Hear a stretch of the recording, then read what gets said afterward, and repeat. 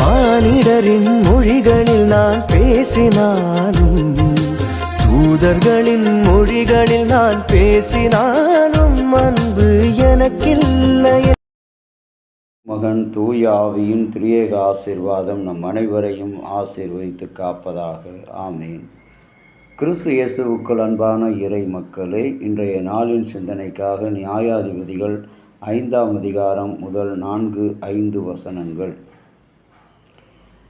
அந்நாளிலே தெபோராலும் அவினாயின் குமாரன் பாராக்கும் பாடின பாட்டு ஆவது: கடவுளை மனப்பூர்வமாய் தங்கள் முன்பு ஒப்பு கொடுத்தார்கள். கர்த்தரை துதியுங்கள், ராஜாக்களை துதியுங்கள், அதிகாரிகளை துதியுங்கள், அதிகாரிகளை செவிகொடுங்கள். நான் பாடுவேன் பாடுவேன், நானே பாடு. இஸ்ரவேலின் கடவுளாகிய கர்த்தரை கீர்த்தனம் பண்ணுவேன். சேயீரின் தேவருக்கு புறப்படுகிற பணினபோது ஏதோம் நாட்டிலிருந்து நீர் வெளிவருகையிலே பூமி அதிர்ந்தது, வானம் சொரிந்தது, மேகம் தண்ணீரை பொழிந்தது என்று சொல்லி கர்த்தருடைய சந்நிதியிலே மலைகளெல்லாம் அதிர்ந்தது. இஸ்ரவேலின் கடவுளாகிய கர்த்தர் சந்நிதியிலே சீனாய் அதிர்ந்தது என்று சொல்லி பார்க்கிறோம்.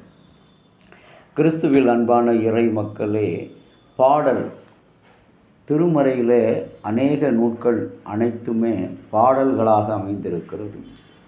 இந்த நியாயாதிபதிகள் 5ஆம் அதிகாரத்திலே பாராக்கும் பாடின பாடல், தெபோராலும் பாராக்கும் பாடின பாடல் என்று முதல் வசனத்தில் அவர் செய்த நன்மைகள், அவர் நடத்தின விதங்கள், ஆபத்திலே அவர்களுக்கு துணையாக இருந்தவர்கள், அவருக்கு விரோதமாக பாராக்குக்கு விரோதமாக எழுந்த சிசராவை யாகேஸ் என்ற பெண்ணை கொண்டு அழித்த முறைகள், கொலை செய்த முறைகள், இவைகளை எல்லாம் நினைத்து கடவுளுக்கு துதி செலுத்துகிற பிள்ளைகளாக இருக்க வேண்டும். இன்றைக்கும் இந்த ஆண்டின் நிறைவிலே வந்திருக்கிற நீங்களும் நானும் கர்த்தருடைய அரிய பெரிய செயல்களை, கடவுளுடைய மகத்தான வழிநடத்துதல்களை, கடவுளுடைய ஆச்சரியமான ஆலோசனைகளை, கடவுளுடைய அற்புதமான சுகம்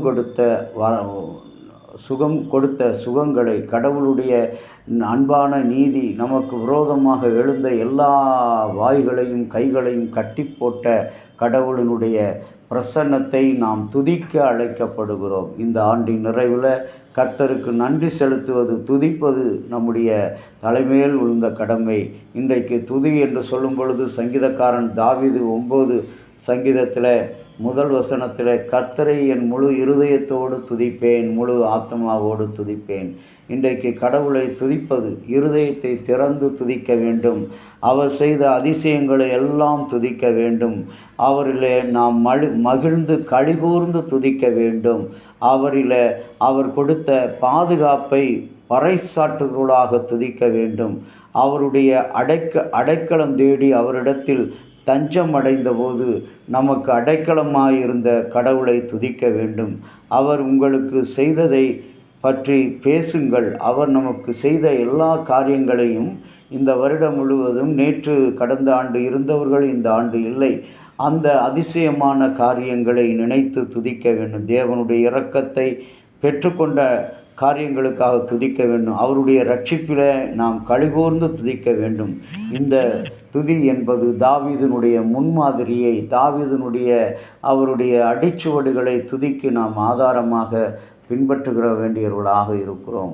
இன்றைக்கு கடவுளை துதிப்பது என்பது மிக மிக குறைவு. அவர் செய்த நன்மைகளுக்காக, கிருபைகளுக்காக, பாதுகாப்புக்காக, ஆச்சரியமான ஆலோசனைகளுக்காக, திக்கு தெரியாத காட்டில் வழி தெரியாமல் நின்று திகைத்து போனபோது அவருடைய ஆலோசனை அற்புதமாய் வந்ததைப் போல இன்றைக்கு அவர் செய்த மகத்தான செயல்கள், அவர் கொடுத்த ஆழமான மன்னிப்புகள், பெரிய பெரிய மன்னிப்புகள், பெரிய பெரிய கொடும் பாவம் செய்த ஆண்டவரை, திருட்டுத்தனம், பொறாமை, பொல்லாத காரியங்கள் செய்த நம்மை இன்று வரை பாதுகாத்தாரே, மன்னித்து ஏற்றுக்கொண்டாரே, தன்னுடைய ஒரே மைந்தன் மூலமாக ஏற்றுக்கொண்டாரே, அவரை துதிக்க வேண்டும்.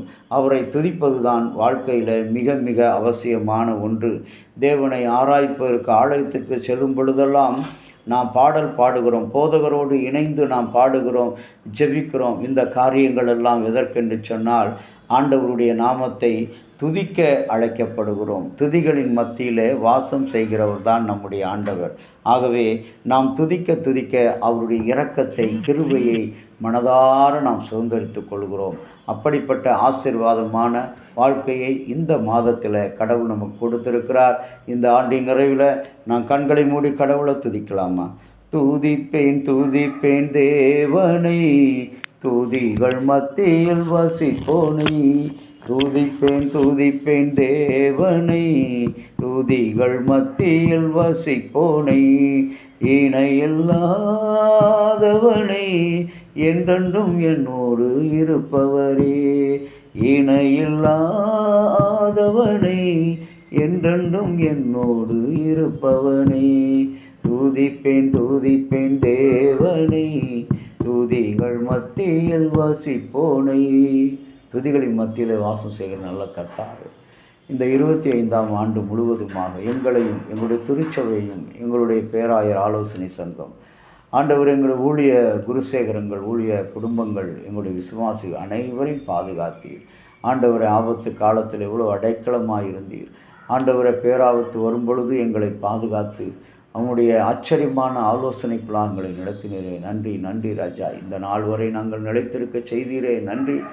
எண்ணி முடியாத அதிசயங்களை செய்தீரே நன்றி. நாங்கள் தேவைகளில் இருக்கும்போது எங்கள் தேவைகளை அதனதன் காலத்தில் நேர்த்தியாய் செய்தவரே நன்றி நன்றி ராஜா. எங்கள் ஆரோக்கிய குறைவு ஏற்பட்ட போது என் தேவன் பரம பரிகாரியாய் வைத்தியராய் இருந்து சுகங்கொடுத்தீரே நன்றி. இந்த நாளிலும் கூட எங்களுடைய உபதேசியாருக்காக நாங்கள் வேண்டுகிறோம்.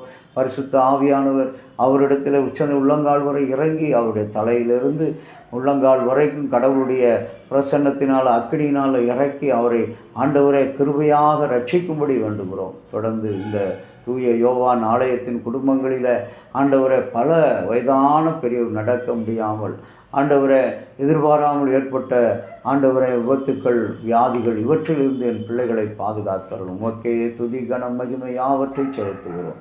இயேசு கிறிஸ்துவின் நாமத்தில் வேண்டுகிறோம் நல்ல பிதாவே, ஆமேன்.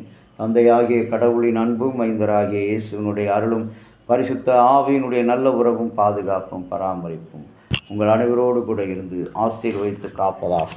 ஆமேன்.